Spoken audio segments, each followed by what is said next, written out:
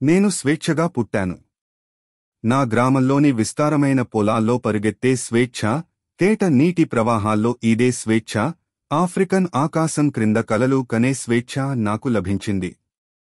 నా బాల్యం కూను పర్వతాల్లో నవ్వులతో, సాహసాలతో, మా పెద్దల జ్ఞానంతో నిండిపోయింది.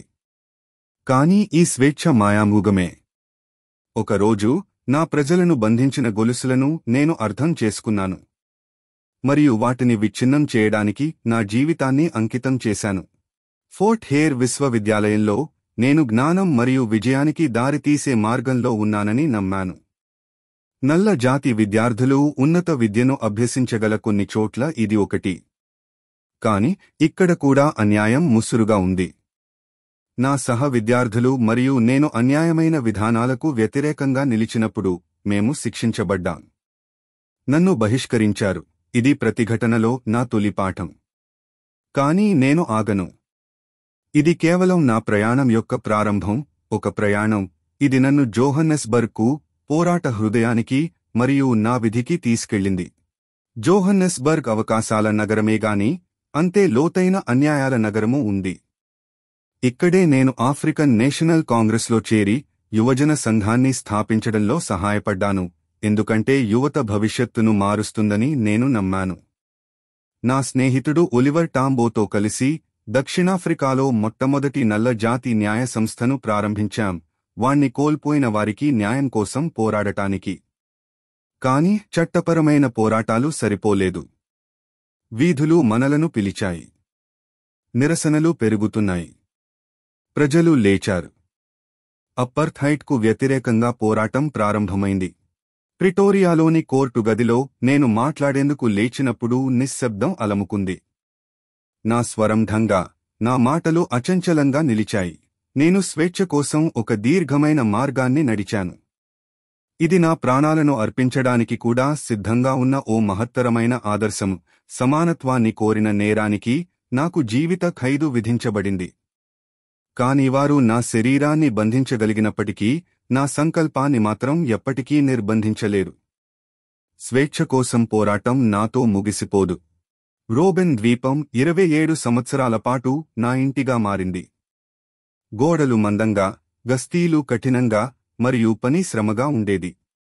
కాని వారు మా ఆత్మస్థైర్యాన్ని దెబ్బతీయలేకపోయారు. నా కారాగార గదిలోని నిశ్శబ్దంలో నేను చదివాను, నేర్చుకున్నాను మరియు బోధించాను. నేను ఖైదీగా మారాను, కాని అటువంటి సమయంలోనే నేను నాయకుడిగా కూడా మారాను. ఈ గోడల దాటి ప్రపంచం మేల్కొంటోంది. స్వేచ్ఛ కోసం పిలుపు మరింత బలంగా మారుతోంది. నా సమయం రాబోతోంది. 27 సంవత్సరాలుగా నేను జైలు గదుల్లో కూర్చుని ఉన్నాను. కాని ఈ రోజున నేను విముక్తుడయ్యాను, ఒక మనిషిగా మాత్రమే కాదు, ఒక కొవ్వలుగా. వీధులు ఆనందంతో నిండిపోయాయి. నల్లవారు, తెల్లవారు, యువకులు, వృద్ధులు అందరూ కలిసి నిలబడి నా విడుదలను మాత్రమే కాదు, కొత్త దక్షిణాఫ్రికా ఉదయాన్ని కూడా జరుపుకున్నారు. నేను ముందడుగు వేయగా మన ప్రయాణం ఇంకా పూర్తి కాలేదని తెలుసు. కాని ఆ క్షణంలో మేము గెలిచాం. స్వేచ్ఛ మన హస్తదూరంలో ఉంది. 27 సంవత్సరాలుగా నేను జైలు గదుల్లో కూర్చుని ఉన్నాను. కాని ఈ రోజున నేను విముక్తుడయ్యాను, ఒక మనిషిగా మాత్రమే కాదు, ఒక కొవ్వలుగా. వీధులు ఆనందంతో నిండిపోయాయి. నల్లవారు, తెల్లవారు, యువకులు, వృద్ధులు అందరూ కలిసి నిలబడి నా విడుదలను మాత్రమే కాదు, కొత్త దక్షిణాఫ్రికా ఉదయాన్ని కూడా జరుపుకున్నారు. నేను ముందడుగు వేయగా మన ప్రయాణం ఇంకా పూర్తి కాలేదని తెలుసు. కాని ఆ క్షణంలో మేము గెలిచాం. స్వేచ్ఛ మన హస్తదూరంలో ఉంది. ఏప్రిల్ 27, 1994. దక్షిణాఫ్రికా పునర్జన్మ పొందిన రోజు. మొదటిసారి నల్లవారు, తెల్లవారు, రంగువారిగా కాకుండా సమానులుగా నిలిచారు. ఓటు కోసం క్యూలు మైళ్ల కొద్దీ సాగాయి. కొందరు ఈ క్షణాన్ని దక్కించుకునేందుకు జీవితాంతం ఎదురుచూశారు.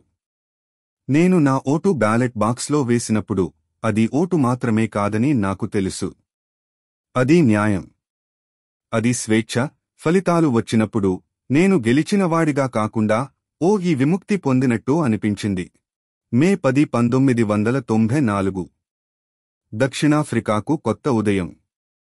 నేను నా కుడి చేయిని పైకెత్తినప్పుడు ఈ క్షణం నాకు మాత్రమే సంబంధించినది కాదని తెలిసింది.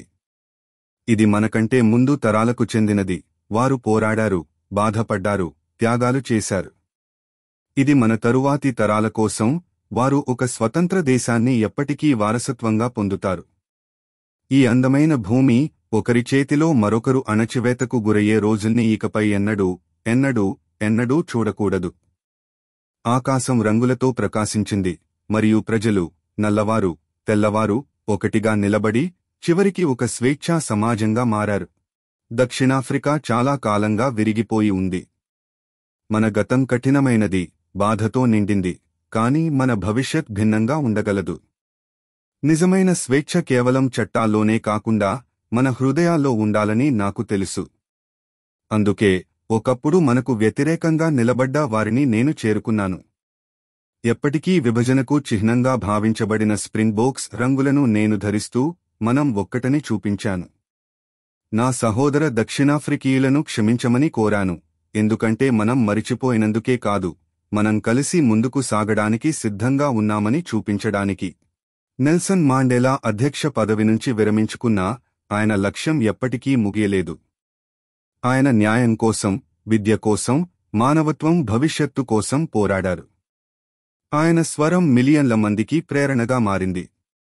2013లో ఆయన ఈ లోకాన్ని విడిచిపెట్టినప్పుడు మనల్ని ఖాళీగా వదిలిపెట్టలేదు, ఒక గొప్ప వారసత్వాన్ని అందించారు. స్వేచ్ఛ యొక్క వారసత్వాన్ని, క్షమాభావం యొక్క వారసత్వాన్ని, ఆశ యొక్క వారసత్వాన్ని. ప్రపంచం ఎప్పటికీ మడీబాను మరచిపోదు. ఎందుకంటే ఆయన మనకు నేర్పిన గొప్ప పాఠం ఏమిటంటే ఎంతటి అంధకారంలోనైనా మనిషి ఆత్మ మరల వెలుగుని చేరగలదు.